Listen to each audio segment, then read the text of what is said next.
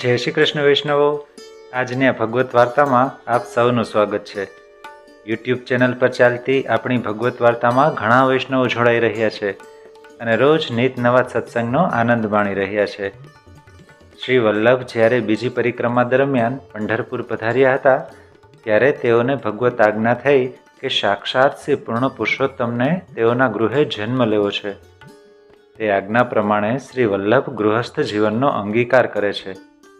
તે સત્સંગ આપે અત્યાર સુધીના ભાગોમાં માણ્યો.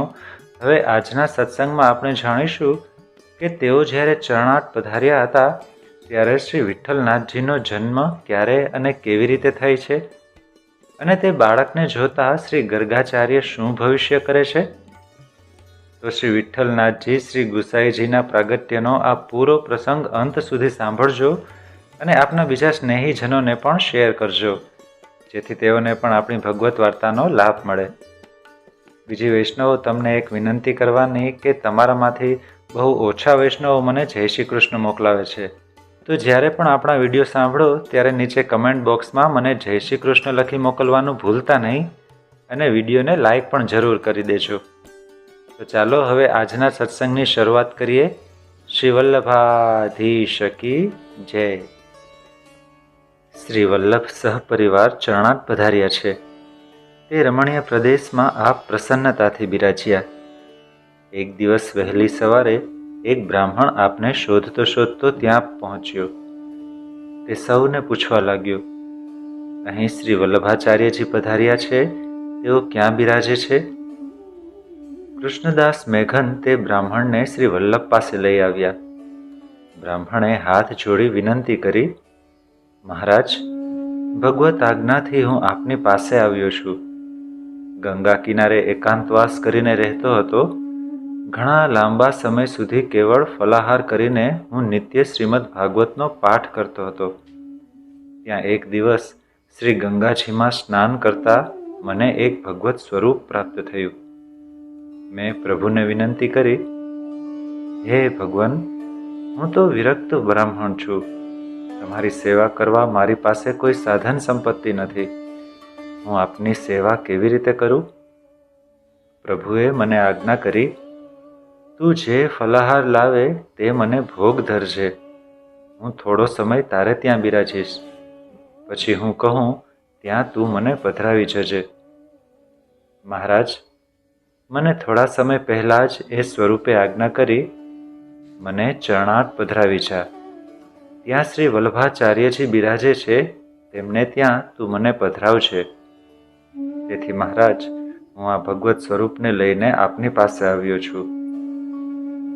શ્રી વલ્લભે ભગવત સ્વરૂપના દર્શન કર્યા.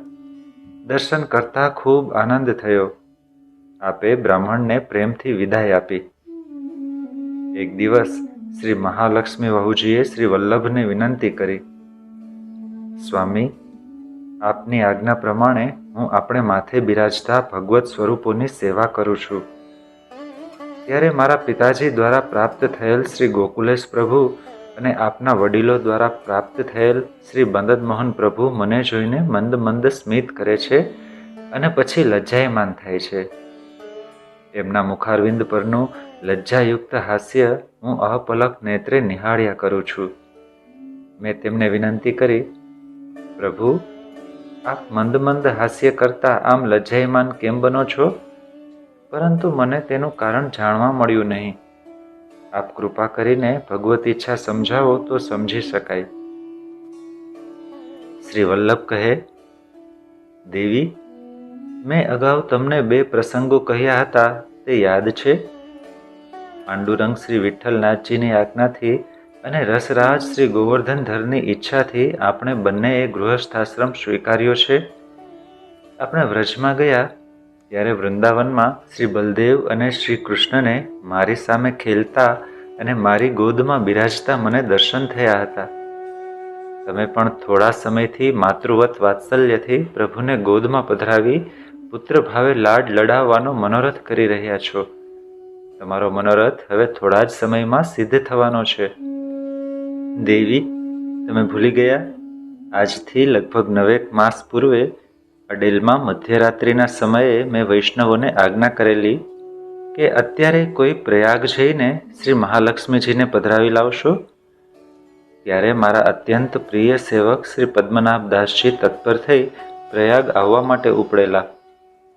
પ્રભુએ શ્રમ લઈ નાવિકનું રૂપ ધારણ કરી પદ્મનાભદાસને નાવમાં બેસાડી પ્રયાગ લઈ આવવાનો અને તમને તે જ રાત્રે અડેલ પહોંચાડવાનો પરિશ્રમ લીધો હતો. યાદ છે એ રાત?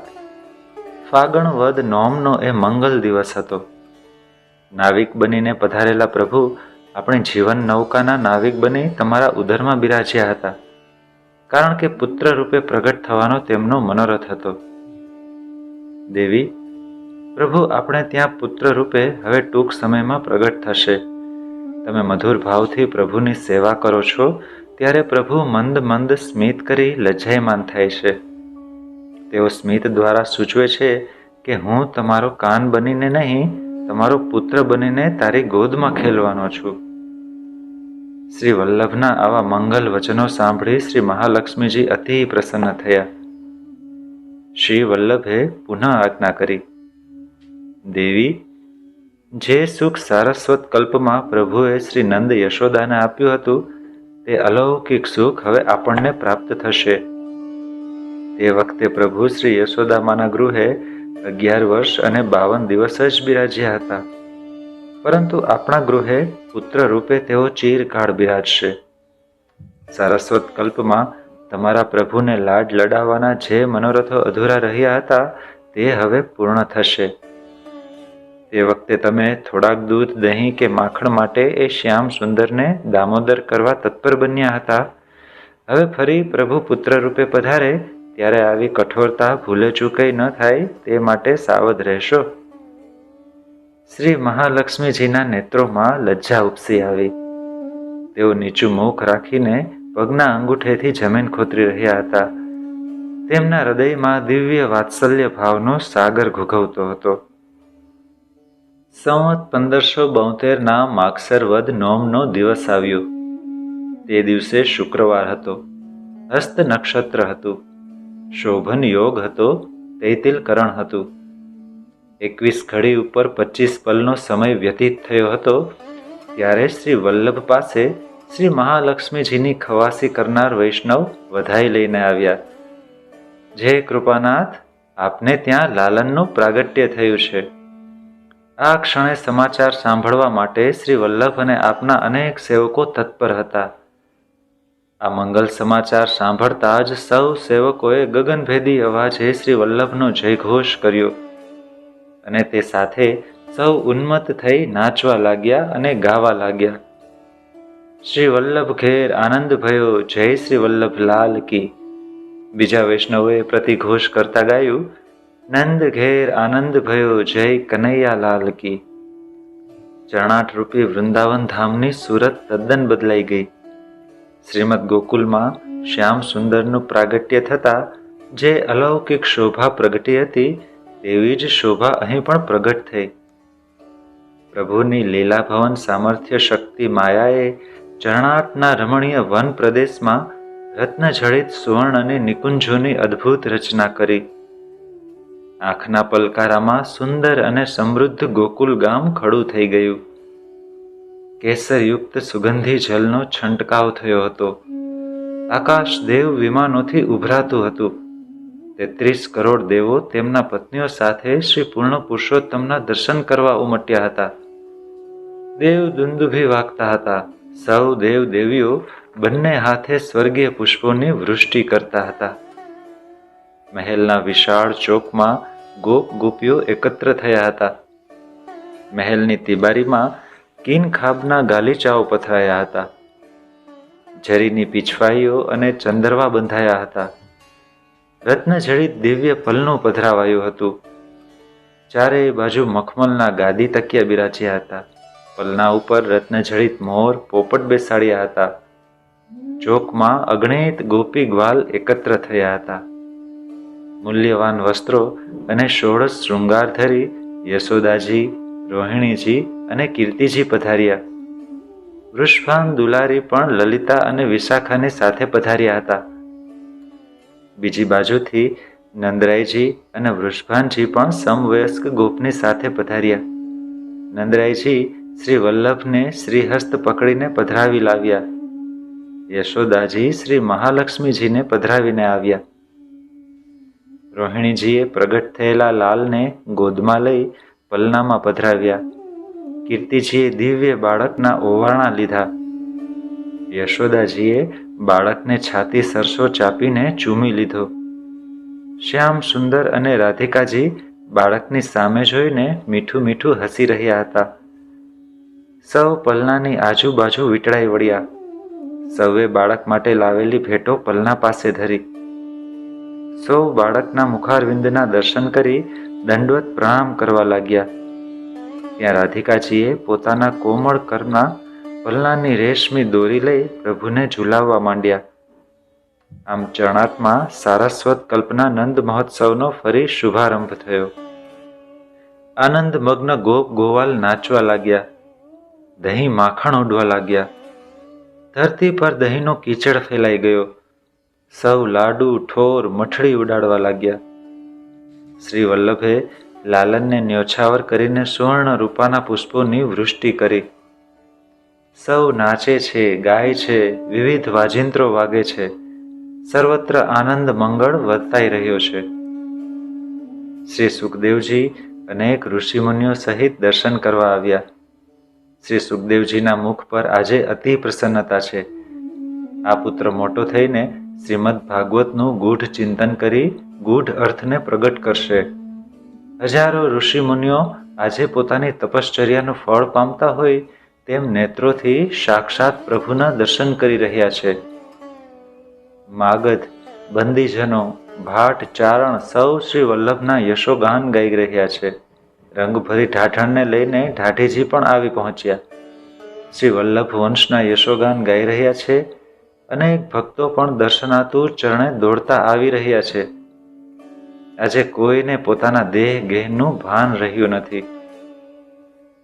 ત્યાં ભીડમાંથી માર્ગ કરતા ગર્ગાચાર્યજી આગળ આવ્યા. શ્રી વલ્લભે સૌ ઋષિમુનિઓને પ્રણામ કરી આવકાર આપ્યો. ગર્ગાચાર્યજીને આસન આપ્યું. પલનામાંથી પુત્રને ગોદમાં લઈ ગર્ગાચાર્યજીની ગોદમાં પધરાવ્યા. ગર્ગાચાર્યજીએ બાળકના દર્શન કર્યા. એકાગ્રતાથી મુખ મુદ્રા નિહાળી. તેમના જમણા હસ્તની રેખાઓના દર્શન કર્યા. ચરણકમલ જેવા બંને તલને નિહાળી તેમણે ગ્રહોનું ગણિત માંડ્યું. ગર્ગાચાર્યજીની સ્થિર એકાગ્ર દ્રષ્ટિ સામે સૌ શાંત બનીને મીટ માંડી રહ્યા છે. ગર્ગાચાર્યજીની ભવિષ્યવાણી સાંભળવા સૌ તત્પર બન્યા છે. થોડી ક્ષણો પછી ગર્ગાચાર્યજીના બીડાયેલા હોઠ ખુલ્યા. આંખોમાં પ્રસન્નતા રમવા લાગી. મુખ પર અહોભાવ લીપાઈ ગયો. તેમણે ધીર ગંભીર સ્વરે કહ્યું, શ્રી વલ્લભ, તમારે ત્યાં આ દિવ્ય પુત્રનું પ્રાગટ્ય વિક્રમના 1572ના વર્ષમાં એટલે કે શાલિવાહન શકે 1437માં વ્રજ પોષ માસના કૃષ્ણ પક્ષની નવમીને શુક્રવારે 21 ઘડી એવં 25 પડે શુભ મુહૂર્તમાં થયું છે. તેમનું નક્ષત્ર હસ્ત છે, યોગ શોભન છે, લગ્ન કુંભ છે અને કરણ તૈતીર છે. સૂર્ય અને બુધ ઉચ્ચના છે. આઠમે મંગળ, શુક્ર અને શનિની યુતિ છે. તેથી આ બાળક સાક્ષાત પૂર્ણ પુરુષોત્તમનું પ્રાગટ્ય થાય છે એમ નિશ્ચિત થાય છે. આ સાંભળી સૌ અત્યંત પ્રસન્ન થયા. શ્રી ગર્ગાચાર્યજીએ બાળકને આશીષ આપી. સૌ શ્રી વલ્લભનો જયઘોષ કરતા વેરાયા. સારસ્વત કલ્પની નંદ મહોત્સવની લીલા અંતર્ધ્યાન થઈ ગઈ. પરંતુ એ લીલાના દર્શન ભક્તોને અહર્નિશ થતા રહ્યા. વૈષ્ણવો, હવે આગળ શ્રી વિઠ્ઠલનાથજીની બાળ લીલાના દર્શન કરીશું. કેવી રીતે શ્રી ગોવર્ધનધર પ્રભુ સાથે શ્રી વિઠ્ઠલ ખેલી રહ્યા છે, તેમના સખાઓ સાથે કેવી કેવી અલૌકિક લીલાઓ કરી રહ્યા છે, તેમના કૃપાપાત્ર સેવકોને કેવા ભગવત રસનું દાન કરે છે. આ બધા પ્રસંગો આપણે હવે પછીના આવનારા વિડીયોમાં માણીશું. આ બધા વિડીયો આપને જલ્દી મળી જાય તે માટે આ ચેનલને અત્યારે જ સબસ્ક્રાઈબ કરી બાજુમાં બેલ નોટિફિકેશનને ઓન કરી દેજો. હવે આજની ભગવત વાર્તાને અહીં વિરામ આપીએ. श्री गुसाई जी परम दयाल की जय। श्री वल्लभाधीश की जय। श्री गोवर्धन नाथ की जय। श्याम सुंदर श्री यमुने महारानी जी की जय। अपने अपने गुरुदेव की जय। आज के आनंद की जय।